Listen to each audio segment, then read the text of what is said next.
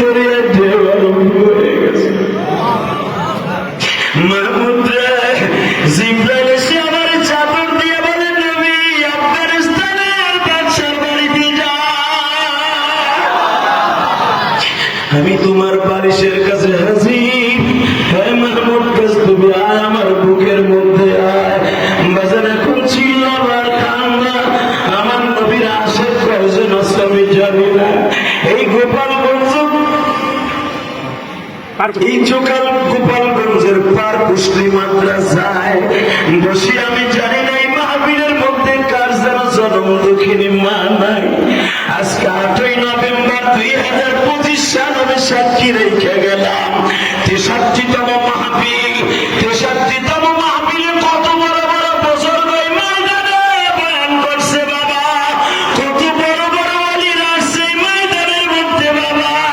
আমি সবচাইতে গুনাহগার,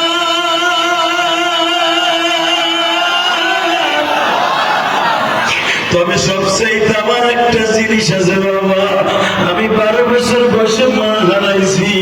আমি যখন আপনাদের এই মাহফিলে আসতেছিলাম, ট্যাকেরার 30টা পার হইলাম বাবা, গোপালগঞ্জের দিকে যখন সেন জায়গা দিয়া ফতেপুর দিয়ে আমার গাড়িটা আসতেছিল, আমার ড্রাইভার আমার সব সঙ্গীদেরকে বলতেছিলাম, এই যে সেই রাস্তা, যেই রাস্তা দিয়ে আমি যখন যাচ্ছিলাম আমার মা দুনিয়া থেকে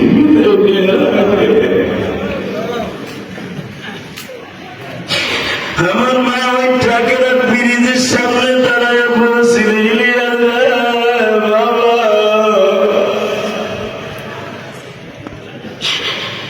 আজকে তুই মাদ্রাসায় যাস নাই বিদায় তোর আব্বা আমার অনেক মারছে।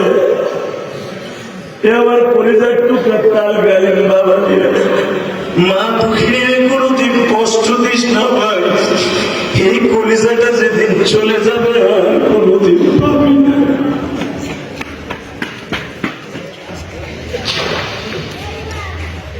এই যে তোমাদের মোতামেম শামসুল হক আজকে এত বড় আলেম হইছে, ওই মাদ্রাসায় আসার পরে বাবা আল্লাহ মাদ্রাসায় একটা ফুলের বাগানে